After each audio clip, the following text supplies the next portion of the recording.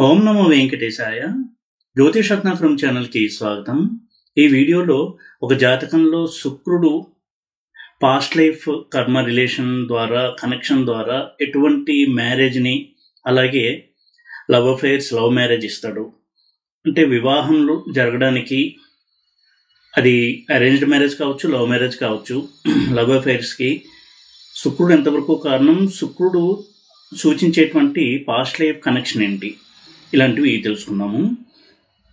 ప్రధానంగా ఇంతకుముందు వీడియోస్లో కూడా నేను చెప్పడం జరిగింది లవ్ అఫేర్స్కి కారణమైనటువంటి హౌసెస్, అలాగే పాస్ట్ లైఫ్ కనెక్షన్ని సూచించేటువంటి హౌసెస్. ప్రధానంగా 5, 9, 4, 8, 12 ఈ హౌసెస్ పాస్ట్ లైఫ్ కనెక్షన్స్ని సూచిస్తాయి, ఇండికేట్ చేస్తాయి ఒక హారోస్కోప్లో. అదేవిధంగా ఇప్పుడు చాలా మ్యారేజెస్ చూస్తున్నట్టయితే అరేంజ్ మ్యారేజెస్ ఉంటున్నాయి, అలాగే లవ్ మ్యారేజెస్ ఉంటున్నాయి. లవ్ అఫైర్ అయిన తర్వాత మ్యారేజ్ కాకుండా ఫెయిల్ అవ్వడం కూడా చూస్తున్నాము. ఈ విధంగా ఇద్దరి మధ్య కూడా ఒక రిలేషన్ ఏర్పడడానికి అట్రాక్షన్, లవ్ ఇది క్రియేట్ అయ్యి మ్యారేజ్ దాకా వెళ్తుందా లేదా మధ్యలోనే బ్రేక్ అవుతుందా, ఇలాంటి వాటికి శుక్రుడు ఎంతవరకు కారణము, అందులోనూ శుక్రుడు పాస్ట్ లైఫ్ కనెక్షన్ ఎలా సూచిస్తున్నాడు అనేది మనం కొన్ని కాంబినేషన్స్ ద్వారా మనం కనుక్కోవచ్చు. ఉదాహరణకు చూడండి, ఈ 5, 9, 4, 8, 12 ఈ హౌసెస్ వాటి యొక్క అధిపతులు, వీళ్ళకి శుక్రుడితో ఉన్నటువంటి సంబంధము ఇది చాలా ముఖ్యము. అలాగే కాలపురుష చక్రంలో కూడా ఈ హౌసెస్ని మనం స్టడీ చేయాల్సి ఉంటుంది. కాలపురుష చక్రంలో ఫస్ట్ హౌస్ మేషము, 4th హౌస్ కర్కాటకము, 5th హౌస్ రవిలో అయినటువంటి సింహము, 9th హౌస్ ధనస్సు, 12th హౌస్ మీనము, 8th హౌస్ అనేది కుజుడిల్లు అయినటువంటి వృశ్చికము.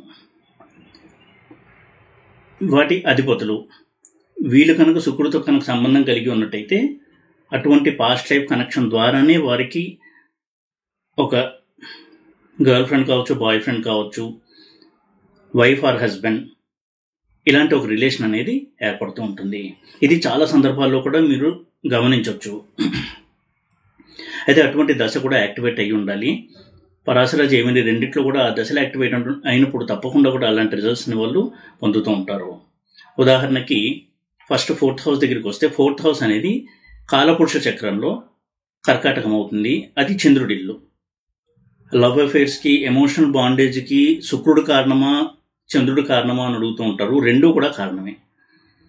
ఈ రెండింటి కనెక్షన్ బలంగా ఉన్నప్పుడు ఆ దశ కనుక యాక్టివేట్ అయినట్టయితే, స్టార్ట్ అయినట్టయితే తప్పకుండా వాళ్ళు ఆ రిలేషన్లోకి వెళ్తారు.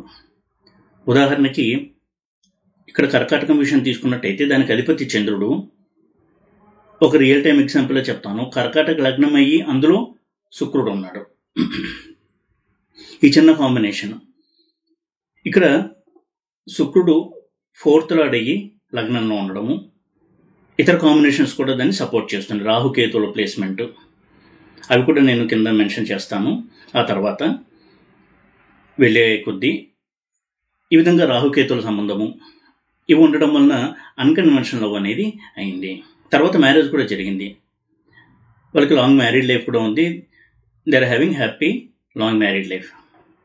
ఇక్కడ ఎమోషన్ కారకుడైనటువంటి చంద్రుడింట్లో శుక్రుడు ఉండి ఇటువంటి హౌసెస్ లార్డ్స్తో, ప్లానెట్స్తో కనుక సంబంధం కలిగి ఉన్నట్టయితే తప్పకుండా వారికి పాస్ట్ లైఫ్లో కనెక్షన్ ఉన్నటువంటి వ్యక్తితో పరిచయం ఏర్పడుతుంది. అది లవ్ దాకా ఆగిపోవచ్చు, లేదా మ్యారేజ్ కూడా వెళ్ళొచ్చు.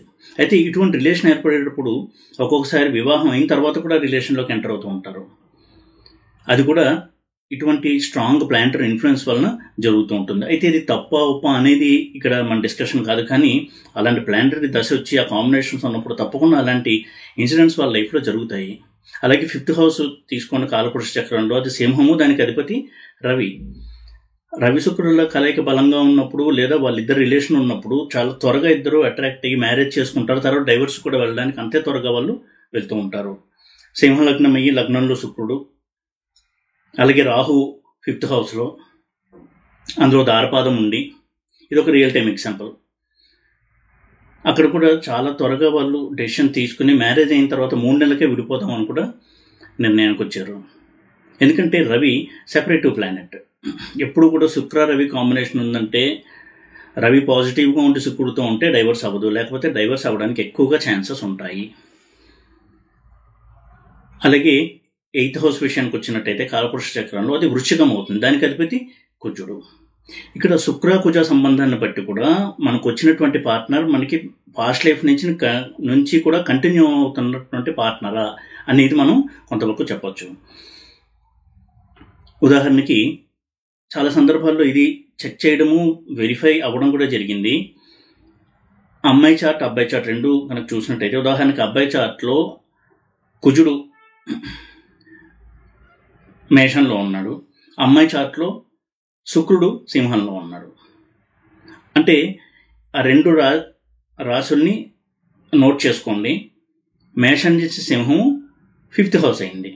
ఈ విధంగా కుజ శుక్రులు ఇద్దరు చార్ట్స్లో 5-9 రిలేషన్లో ఉంటే వారిది డెస్టినీ ఇంతకుముందే డిసైడ్ అయ్యింది.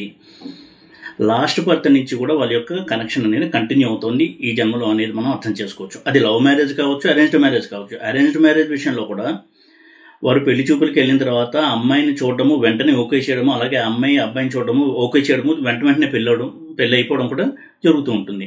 ఇంత స్ట్రాంగ్గా ఉంటుంది కార్మిక్ రిలేషన్. ఇక ఈ గ్రహాలు కనుక వక్రించి ఉన్నట్టయితే చాలా త్వరగా ఈవెంట్స్ అనేవి జరుగుతాయి, ప్రాబ్లమ్స్ కూడా వచ్చేటువంటి అవకాశం ఎక్కువగా ఉంటుంది రిలేషన్లో. ఎప్పుడైతే శుక్రుడు వక్రించి ఉండడము, అలాగే శుక్రుడు ఏ గ్రహంతో అయితే కలిసి ఉన్నాడు, ముఖ్యంగా కుజుడితో, మ్యాలిఫిక్ ప్లానెట్స్తో కలిసి ఉన్నప్పుడు అవి కూడా వక్రించి ఉన్నట్టయితే కార్మిక్ రిలేషన్ చాలా స్ట్రాంగ్గా ఉండి ఆ రుణం తీరడానికి ఈ లైఫ్లో వాళ్ళు కలిసి ఉన్నారు అని అర్థం చేసుకోవాలి. ఈ కుజ శుక్ర రిలేషన్ 5-9 రిలేషన్ అనేది చాలా సందర్భాల్లో కూడా గమనించవచ్చు. అయితే ఇక్కడ ఇద్దరు చార్ట్స్ని చూడాలి. అబ్బాయి చార్ట్లో కుజుడి నుంచి అమ్మాయి చార్ట్లో శుక్రుడు, అలాగే లేదా అబ్బాయి చార్ట్లో శుక్రుడి నుంచి అమ్మాయి చార్ట్లో కుజుడు. ఇది కనుక 5-9 రిలేషన్లో ఉంటాయి. ఇక్కడి నుంచి కుజుడి నుంచి శుక్రుడు 5th house are 9th house, శుక్రుడి నుంచి కుజుడు 5th house are 9th house, ఇలా కనుక ఉన్నట్టయితే అది కార్మిక్ రిలేషన్గా మనం అర్థం చేసుకోవాలి. ఇక గురువు విషయానికి వచ్చినట్టయితే, ఎందుకంటే కాలపురుష చక్రంలో 9th హౌస్ 12th హౌస్ అంటే ధనస్సు మీనం ఈ రెండు కూడా గురువులు. గురువుతో ఎప్పుడైతే శుక్రుడు ఇటువంటి సంబంధాన్ని కలిగి ఉంటాడో ఈ పాస్ట్ లైఫ్ కర్మకు సంబంధించినటువంటి స్థానాలతో రిలేషన్, అలాగే 5th house 9th house 12th హౌస్తో relation కలిగి గురువు శుక్రుడితో సంబంధాన్ని కలిగి ఉంటాడో, ముఖ్యంగా అమ్మాయిల విషయంలో ఎక్కువగా భర్త నుంచి డామినేషను, వైవాహిక సమస్యలు ఎక్కువగా ఉంటాయి. లవ్ కూడా ఫెయిల్యూర్ అవ్వడానికి అవకాశం ఉంటుంది. ఒకవేళ లవ్ మ్యారేజ్ అయినా కానీ తర్వాత విడిపోవడానికి కూడా ఎక్కువ ఛాన్సెస్ ఉంటాయి. అలాగే భర్తకి ఎక్కువగా ఎక్స్ట్రా మ్యారిటల్ అఫైర్స్ ఉండడము, దానివల్ల వీరు ఎక్కువగా బాధపడుతూ ఉండడం, ఇలాంటి సందర్భాలను కూడా గమనించవచ్చు.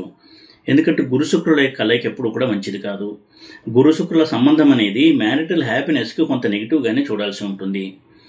వారెంత కలిసి ఉన్నా వారిద్దరి మధ్య ఎన్నో అపార్థాలు, స్త్రీల విషయంలో కొంత కాంప్రమైజ్ అవ్వడము, భర్త విషయంలో ఇలాంటివి చోటు చేసుకుంటూ ఉంటాయి.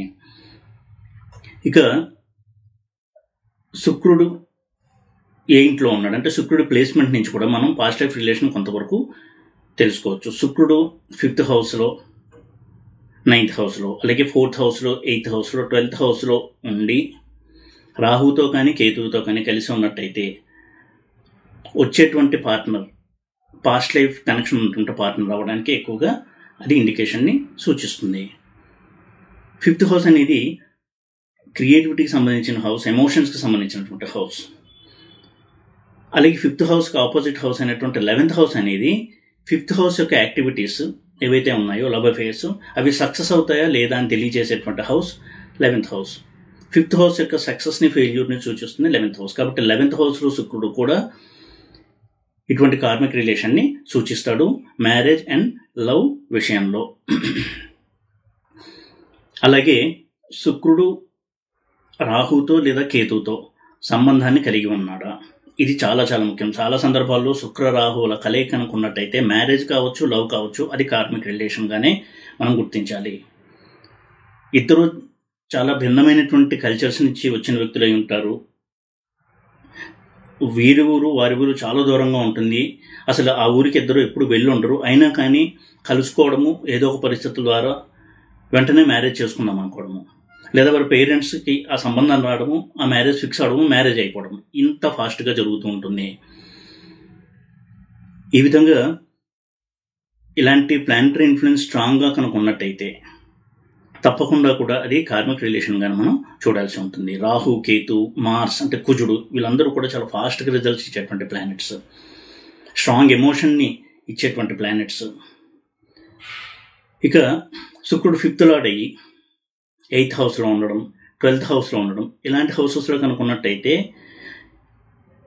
అమ్మాయికి అబ్బాయికి మధ్య అట్రాక్షన్ అనేది చాలా త్వరగా ట్రిగర్ అవ్వడము, అందులోనూ రాహువు కూడా సంబంధాన్ని కలిగి ఉన్నట్టయితే శుక్రుడితో, అంటే శుక్ర రాహువులు కలిగి ఉండడము, ఇలాంటివి కనుక ఉన్నట్టయితే తప్పకుండా అది కార్మిక్ రిలేషనే, చాలా త్వరగా మ్యారేజ్ అనేది జరుగుతుంది. చాలా మటుకు లవ్ మ్యారేజెస్లో ఇటువంటి కాంబినేషన్ మనం చూడొచ్చు. అలాగే శుక్రుడు 8th హౌస్లో ఉండడం కూడా, ఇది కూడా కొంతవరకు ఎమోషనల్ టెండెన్సీస్ ఎక్కువ ఇచ్చేటువంటి ప్లేస్మెంట్ శుక్రుడికి. అంటే వారు ఎక్కువగా రిలేషన్స్లోకి ఎంటర్ అవుతూ ఉండడము, బ్రేక్ అవుతూ ఉండడము, ఇలాంటి ఒక ధోరణి అనేది ఉంటుంది. ముఖ్యంగా కేతు కనుక ఉన్నట్టయితే, కేతు కానీ కుజుడు కానీ శుక్రుడితో ఉన్నట్టయితే లవ్ ఫెయిల్యూర్స్, బ్రేకప్స్ అనేవి ఎక్కువగా జరుగుతూ ఉంటాయి. ఈ 8th హౌస్ అనేది ఈ విధంగా చాలా ట్రబుల్స్ని ఇస్తుంది లవ్ మ్యాటర్లో. అలాగే మ్యారేజ్ అయిన తర్వాత కూడా ఎక్స్ట్రా మ్యారిటల్ అఫైర్స్లోకి వెళ్ళడము, దానివలన వీళ్ళు ఫ్యామిలీ లైఫ్లో డిస్టర్బెన్సెస్ రావడము, ఇలాంటివి కూడా ఎక్కువ జరుగుతూ ఉంటాయి. వీనస్ అంటే శుక్రుడు కనుక 8th హౌస్లో ఉన్నట్టయితే. 12th హౌస్లో వీనస్, ఇది చాలా మందికి తెలిసినటువంటి ప్లేస్మెంట్. ఇది 12th హౌస్లో వీనస్ ఉన్నాడు అంటే ఎక్స్ట్రా మ్యారిటల్ అఫైర్స్ ఎక్కువగా ఉండడానికి అవకాశం ఉన్నటువంటి ప్లేస్మెంట్, లేదా అన్కన్వెన్షనల్ మ్యారేజ్ అవ్వడానికి దోహదం చేసేటువంటి ప్లేస్మెంట్. అయితే ఇలా శుక్రుడు 12th హౌస్లో ఉన్నప్పుడు అది కనుక ద్విస్వభావ రాశి అయినట్టయితే, అంటే మిథునం కానీ, కన్య కానీ, ధనస్సు కానీ, మీనం కానీ అయ్యి అందులో శుక్రుడు, అది 12th హౌస్ అయ్యి అందులో శుక్రుడు ఉండడం, రాహు నక్షత్రంలో ఉండడం, కేతు నక్షత్రంలో ఉండడం, ఇలాంటివి కనుక ఉన్నట్టయితే అది అన్కన్వెన్షనల్ లవ్ మ్యారేజ్కి దారితీసేటువంటి పరిస్థితులు ఎక్కువగా ఉంటాయి.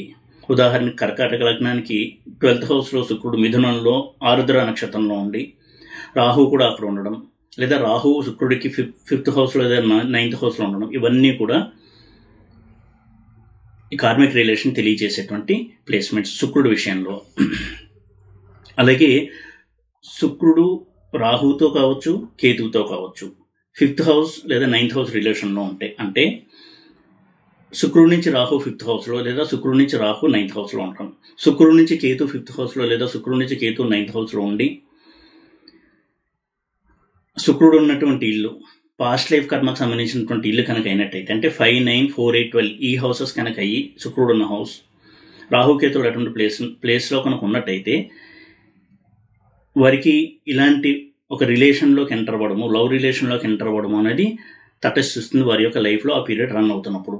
అది మ్యారేజ్ అయ్యి ఉండొచ్చు, మ్యారేజ్ అవ్వకుండా ఉండొచ్చు, దాంతో సంబంధం లేదు. ఇటువంటి ఈవెంట్స్ అనేవి జరుగుతాయి. దానివల్ల చాలా డిస్టర్బెన్సెస్, మెంటల్గా డిస్టర్బ్ అవ్వడము, ఇలాంటి ఈవెంట్స్ అన్ని కూడా చోటు చేసుకుంటూ ఉంటాయి. అలాగే శుక్రుడు రాహు నక్షత్రంలో ఉండి అది 5, 9, 4, 8, 12 హౌసెస్ అవ్వడం, ఇది కూడా కొంతవరకు పాస్ట్ లైఫ్ కర్మ అనుసరించి రిలేషన్లోకి ఎంటర్ అవ్వడం అనేది సూచిస్తుంది. అంటే శుక్రుడు 5th హౌస్లో ఉన్న, 9th హౌస్లో ఉన్న, 4th హౌస్లో, 8th హౌస్లో, 12th హౌస్లో ఉండి ఆ హౌస్లో రాహు యొక్క నక్షత్రంలో లేదా కేతు నక్షత్రంలో కనుక ఉన్నట్టయితే తప్పకుండా అటువంటి రిలేషన్లోకి ఎంటర్ అవుతారు శుక్ర మహాదశ నడుస్తూ ఉన్నప్పుడు. ఈ విధంగా ఏ నక్షత్రంలో శుక్రుడు ఉన్నాడు అనేది కూడా చాలా చాలా ఇంపార్టెంట్. ఇలాంటి విషయాన్ని అనలైజ్ చేసేటప్పుడు ఇలాంటి కాంబినేషన్స్లో కనుక శుక్రుడు ఉన్నట్టయితే స్ట్రాంగ్ కార్మిక్ రిలేషన్ వలన వీరు ఈ రిలేషన్లోకి, ఆ బంధంలోకి ఎంటర్ అయ్యారు అని మనం అర్థం చేసుకోవాలి. అది వివాహం కావచ్చు, లవ్ అఫేర్ కావచ్చు, లవ్ మ్యారేజ్ కావచ్చు. అయితే అది ఎంత లాంగివిటీ కలిగి ఉంటుంది అనేది, శుక్రుడు ఎంత స్ట్రాంగ్గా ఉన్నాడు, నడిచేటువంటి దశ శుక్రుడిది ఎన్నాళ్ళు ఉంది, లేదా శుక్రుడు తర్వాత వచ్చేటువంటి దశలు నెగిటివ్గా ఉన్నాయా, రవిదశ కావచ్చు, చంద్రదశ కావచ్చు, దాన్ని బట్టి మ్యారీడ్ లైఫ్ అనేది ఎంత స్టేబుల్గా ఉంటుంది అని మనం స్టడీ చేయాల్సి ఉంటుంది. అయితే లవ్ చేయడము లేదా పెళ్లి చూపుల్లో అట్రాక్ట్ అవ్వడము, పెళ్లి చేసుకోవడము అనేది మాత్రం జరుగుతుంది శుక్రుడు ఇటువంటి కాంబినేషన్స్లో కనుక ఉన్నట్టయితే. ఎందుకంటే ఆ కార్మిక్ రుణం అనేది ఏదైతే ఉందో, కర్మ రుణము, రుణానుబంధం, అది అనుభవించాలి, ఎన్నాళ్ళు ఉంటుంది అనే దాన్ని బట్టి వాళ్ళిద్దరూ ఎన్నాళ్ళు కలిసి ఉంటారో అనేది చెప్పాల్సి ఉంటుంది. ఆ రుణం అయిపోగానే వాళ్ళు విడిపోవచ్చు. అది 3 నెలల్లో కావచ్చు, 1 ఇయర్లో కావచ్చు, లేదా చాలా లాంగ్ మ్యారీడ్ లైఫ్ లీడ్ చేసిన తర్వాత విడిపోవడం కావచ్చు, ఒకరు చనిపోవడం ద్వారా. ఏదేమైనా కానీ శుక్రుడి యొక్క ప్లేస్మెంట్ని బట్టి కార్మిక్ రిలేషన్ ద్వారా మ్యారేజ్ లేదా లవ్ అఫేర్ అనేది మనం చాలా స్పష్టంగా చాలా సందర్భాల్లో ఇటువంటి కాంబినేషన్ స్టడీ చేసి మనం కొంతవరకు తెలుసుకోవచ్చు. ఈ వీడియో కనుక మీకు నచ్చినట్టయితే లైక్ చేసి, షేర్ చేసి, సబ్స్క్రైబ్ చేయండి. ఓం నమో వెంకటేశాయ.